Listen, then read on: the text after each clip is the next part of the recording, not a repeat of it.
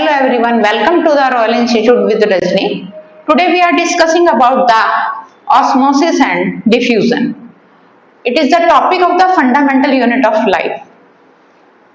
Cell जो है हमने पढ़ा था व्हाट इज सेल। सेल का हमने बताया था कंपार्टमेंट है, छोटे छोटे रूम्स के बारे में बताया था, ठीक है। और हमने इसमें भी डिस्कस किया था सेल के कंपोनेंट्स हैं, आपके जो प्लाज्मा मेम्ब्रेन है, आपका न्यूक्लियस है, आपका साइटोप्लाज्म है।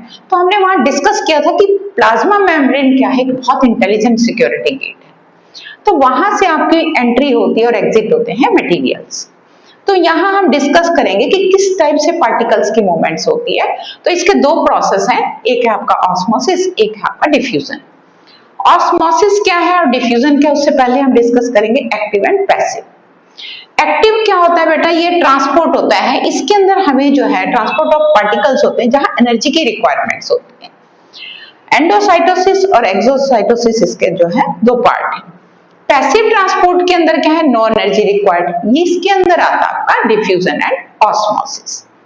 डिफ्यूजन क्या है, अभी हम ब्लैक बोर्ड पे लिखेंगे। डिफ्यूजन क्या है, movement of particles from higher concentration to the lower concentration, ठीक है। और ऑस्मोसिस क्या है, सेम यही है, movement of particle from higher concentration to the lower concentration, but किस चीज की नीड है, सेमी परमिएबल मेम्ब्रेन की। अभी हम आगे लिखते हैं, तब तक के लिए आप इसे नोट डाउन कीजिए।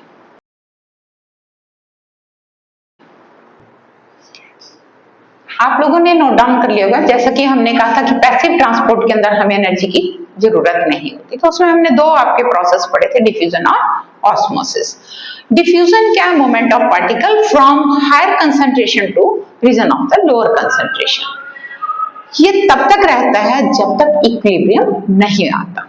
इट मींस कि इवन डिस्ट्रीब्यूशन ऑफ पार्टिकल्स।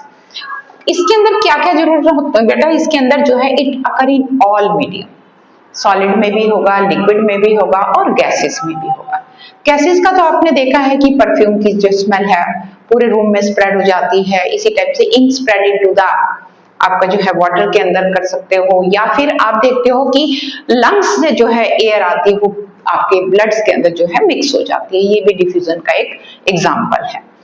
ठीक इसी टाइप से सॉलिड के अंदर भी जब हम बात करेंगे तो आप एग्जाम आपके समर वेकेशन के बाद जैसे ही आप स्कूल जाते हो, ब्लैक बोर्ड के ऊपर अगर आपके टीचर्स पहले लिख देते हैं तो आप देखते हो कि आफ्टर 1 मंथ के बाद भी आपको वो विजिबिलिटी होती है, लेकिन थोड़ी डल होती है। इसका मतलब क्या है कि सॉलिड में डिफ्यूजन आपका बहुत स्लो होता है। तो यहाँ पे हम देखते हैं, ये आपके जो है एग्जाम्पल है, जैसा कि मैंने अभी डिस्कस किया है। Perfume fragrance spread in room, O2 enter cell, CO2 leave the cell. इसमें और एग्जांपल आप डाल सकते हो, आपका जो है वाटर इंक का है, ठीक इसी टाइप से आपका लंग्स की एयर इनटू ब्लड है, ये सब आपके डिफ्यूजन के प्रोसेस हैं। इसके जो कुछ फैक्टर्स हैं, देखो डिफ्यूजन में एक टेम्परेचर का फैक्टर है, अगर टेम्परेचर हाई होता है तो डिफ्यूजन फास्ट होगा। Watch how the dye moves. Hot water molecules faster, so diffusion happens in no time.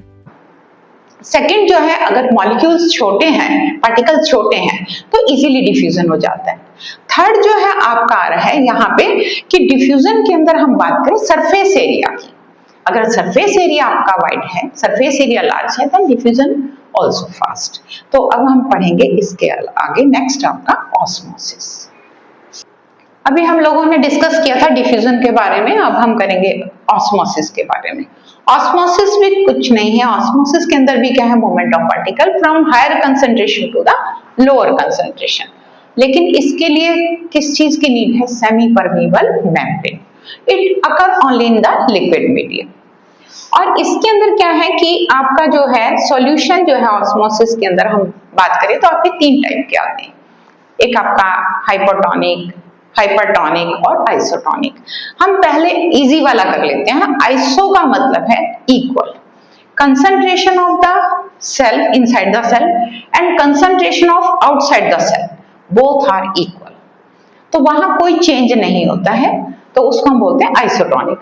Hypo और हाइपर के अंदर आप देखेंगे कि किस टाइप से कुछ चीजें श्रिंक होती हैं, कुछ सेल अप होती हैं, वो हम नेक्स्ट, अभी इसको लिखो तब तक हम डिस्कस करेंगे। अभी हम लोगों ने डिस्कस किया था कि आइसोटोनिक क्या है। बेटा मैं आपको दोबारा से बता रही हूँ, हाइपोटोनिक, आइसोटोनिक और हाइपरटोनिक। हाइपोटोनिक का मतलब क्या है, यहाँ पर कंसंट्रेशन ऑफ वाटर जो है outside the cell is more than inside the cell.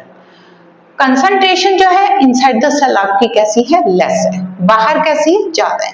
Movement of water particles कहाँ होंगे, from higher concentration to lower concentration. इसीलिए आपने देखा है कि हम घरों के अंदर एक कॉमन एग्जांपल देख लो कि रात को आपकी मदर जो है चने भिगोती हैं तो सुबह तक आपको फूले हुए नजर आते हैं। तो ये क्या है, ये भी इसका एग्जांपल है। इसी टाइप से आप देखो रेजिन का देख लो, वो भी स्वेलअप हो जाती हैं। इट मीन्स की मूवमेंट कहाँ हो रही है, आपके सेल के अंदर, इसलिए सेल कैसा हुआ, आपका स्वेलअप हो गया। नेक्स्ट है हमने कहा आइसोटोनिक। आइसोटोनिक में क्या है, दोनों में कंसंट्रेशन इक्वल है, inside the cell, outside the cell, तो यहाँ कोई इफेक्ट नहीं होगा। और हाइपरटोनिक की बात करें तो वहां पे कंसंट्रेशन जो है आउटसाइड द सेल कैसा रहेगा, आपका कैसा रहता है, आपका लो कंसंट्रेशन, और इनसाइड द सेल कैसा रहता है बेटा, हायर कंसंट्रेशन। आप डायग्राम से बहुत इजीली कर सकते हो, इनसाइड द सेल जो है हायर कंसंट्रेशन है, बाहर क्या है, लोअर कंसंट्रेशन है। मूवमेंट ऑफ पार्टिकल्स कहाँ रहेगी बेटा, from higher to lower concentration. तो इसके अंदर हम एग्जांपल दे सकते हैं shrinkage of raisin in the sugar syrup solution, और आपका जो है वाटर जो है एक्सक्रीट होता है थ्रू जो है इवेपोरेशन ऑफ वाटर, देख रहे हो ना आप लीव्स के थ्रू जो ट्रांसपिरेशन प्रोसेस पढ़ते हो, वो भी क्या है, इसी का एक एग्जांपल है।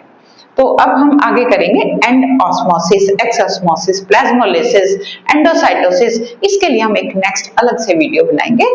तब तक के लिए गुड बाय।